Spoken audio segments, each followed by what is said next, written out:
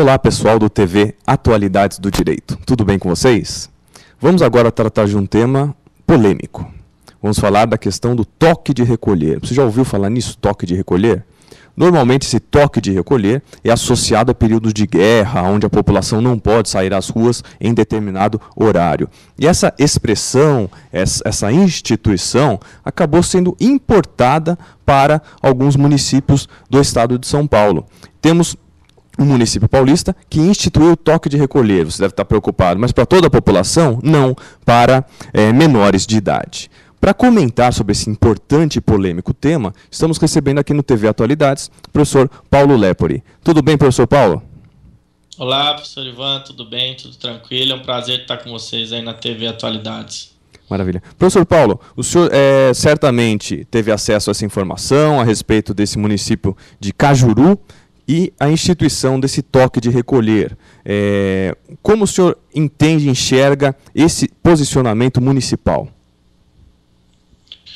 Olha, professor Ivan, em primeiro lugar, a gente tem que destacar que o toque de recolher ele não é uma novidade. Ele já vem sendo instituído em vários municípios do Brasil desde o ano de 2009. Então a questão vem já se arrastando, e essa é exatamente a palavra, perante os nossos tribunais, e cada um tem se posicionado em um sentido. Os órgãos relativos à infância também têm posições oficiais relativas a isso. Então a gente tem bastante coisa para debater no que tange ao toque de recolher.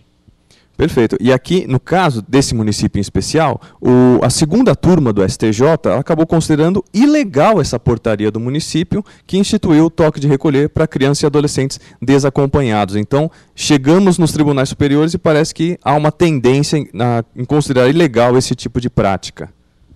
Para que a gente compreenda a posição do STJ, eu vou rapidamente repassar aqui o que já foi decidido por alguns órgãos e tribunais. Bom, o toque de recolher, quando passou a ser instituído em alguns municípios, ele recebeu uma nota técnica do CONANDA, que é o Conselho Nacional dos Direitos da Criança. E o CONANDA, nessa sua nota técnica, foi contrário à edição das portarias por vários motivos, mas principalmente porque ela estaria violando o direito à liberdade, à dignidade das crianças e adolescentes, também porque contaria com a participação da polícia, que não seria um órgão específico, e ainda porque seria apenas tapar o sol com a peneira, bem no dito popular. O Estado, que não garante políticas públicas de educação e profissionalização, preferiria retirar as crianças das ruas. Isso ofenderia a dignidade das crianças e adolescentes. Logo em seguida, o Fórum Nacional dos Conselhos Tutelares também aprovou nota contrária, basicamente aduzindo os mesmos argumentos, reputando o toque de recolher como uma medida preconceituosa. Aí chegou a hora do CNJ se manifestar sobre isso, ainda em 2009, e o CNJ ele adotou uma posição bastante interessante, porque ele não apreciou o conteúdo dessas portarias por julgar que não tem atribuição ou competência para isso, dizendo que, na verdade, essas portarias elas teriam natureza jurídica jurisdicional, e por isso, então, ele, como Conselho Nacional de Justiça, não poderia apreciar o conteúdo dessas portarias, mas já deixou claro que elas eram bem intencionadas. E aí nós tivemos, no final do ano passado, em dezembro de 2010, o TJ de São Paulo decidindo que essas portarias eram, sim, constitucionais e legais, que não ofenderiam o poder regulamentar dos juízes que editam essas portarias com base no artigo 149 do ECA, que lhes atribui essa competência para regulamentar a frequência a determinados lugares. E ainda reconheceu que essas portarias tinham natureza jurídica especial, porque elas eram ao mesmo tempo jurisdicionais e administrativas. E agora, como o professor Ivan bem destacou, no HC 207.720, a segunda turma do STJ entendeu que essas portarias são ilegais e inconstitucionais. E quais são os argumentos que foram arrolados aí pelo ministro Herman Benjamin, o relator desse HC?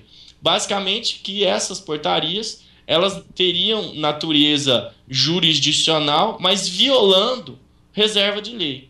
Que então essas portarias que instituem toque de recolher, limitação à frequência ou permanência em determinados lugares desacompanhado dos pais, não teriam essa natureza jurisdicional que o artigo 149 do ECA autoriza os juízes, que elas teriam natureza abstrata, porque regulamentariam não situações em concreto, mas situações gerais. e que por isso, apesar de bem intencionadas, e o ministro Herman Benjamin também destacou isso, elas não poderiam ter eficácia e validade, considerando-as ilegais e inconstitucionais, porque elas violariam a reserva de lei. Então o toque de recolher só poderia ser instituído, talvez, por lei municipal, a despeito de também as leis municipais posteriormente poderem ser arroladas ou poderem ser intuídas como ilegais por violarem o direito à liberdade ou à dignidade das crianças e adolescentes. Então esse é o panorama geral que nós temos sobre o tema hoje no Brasil. Professor Paulo, então poderíamos afirmar que essa análise de constitucionalidade feita pela STJ, ela ficou restrita ao plano formal ou ela ingressou especificamente no mérito constitucional do toque? Penso eu, professor Ivan, que o STJ ele procurou o caminho mais simples e mais seguro, que foi o caminho da formalidade mesmo, né? Então haveria uma inconstitucionalidade porque essa portaria ela estaria afrontando a reserva de lei. Então o toque de recolher só poderia ser instituído por lei e não por um ato judicial que pretensamente tenha efeitos concretos. Porque como eu regulamento limitação para todas as crianças de um determinado município, isso deixa de ser concreto e passa a ser abstrato. Portanto, o juiz, ao editar essa portaria, ele vai além do poder regulamentar que o 149 do ECA lhe confere. Perfeito. Para encerrar, professor Paulo, surge aquele grande embate, efetividade contra garantias, né?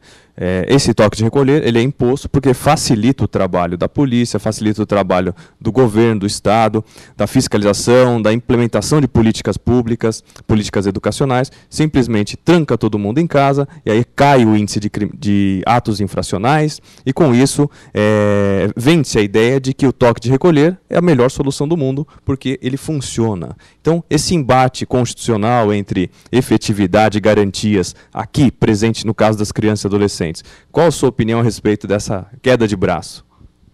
Olha, essa queda de braço ela é muito interessante sob a ótica do ECA. Por quê? Porque ela remete à discussão inaugural do próprio Estatuto. O Estatuto ele garante a doutrina da proteção integral, que considera crianças e adolescentes como sujeitos de direitos em estágio peculiar de desenvolvimento, rompendo com a antiga lógica que nós tínhamos lá no Código de Menores de 1979, cuja ótica era tutelar, assistencialista, que então eu só cuidava dos interesses de crianças e adolescentes quando eles estivessem em situação irregular ou incomodando a vida dos adultos, era mais ou menos por aí. Então, ao se instituir esse toque de recolher, nós estaríamos voltando no tempo e aí nos adequando à antiga lógica assistencialista, né, tratando crianças como objeto, recolhendo-as da presença de pessoas que poderiam lhe desviar do caminho do bem. Então, considerando as crianças e adolescentes apenas como objetos. Mas hoje nós temos a lógica da proteção integral, a lógica de considerar essas pessoas em estágio peculiar de desenvolvimento. Porque se o Estado assim as considerar e garantir políticas de educação, políticas de proteção ao trabalho, de profissionalização, certamente nós não teremos os mesmos perigos para essas crianças na rua, porque elas terão uma maior consciência do seu espaço, da sua liberdade e não cairão com grande facilidade nas garras dessas pessoas que vêm aí praticando crimes e podendo aliciar as crianças e adolescentes. Então, essa questão entre garantias e efetividade, ela remete à discussão da própria doutrina da proteção integral e da mudança de paradigma operada com o Estatuto da Criança e do Adolescente. Perfeito, professor Paulo Lepori. Muito obrigado pela sua participação, pelos seus ensinamentos. Foi uma verdadeira aula esses minutinhos de conversa aqui. Eu que agradeço. Obrigado. Até uma próxima participação, professor Ivan. Obrigado. Para você que assistiu o vídeo do professor Paulo e é professor e quer participar aqui do TV Atualidades, envie um e-mail para contato@atualidadesdodireito.com.br e participe você também. Até breve.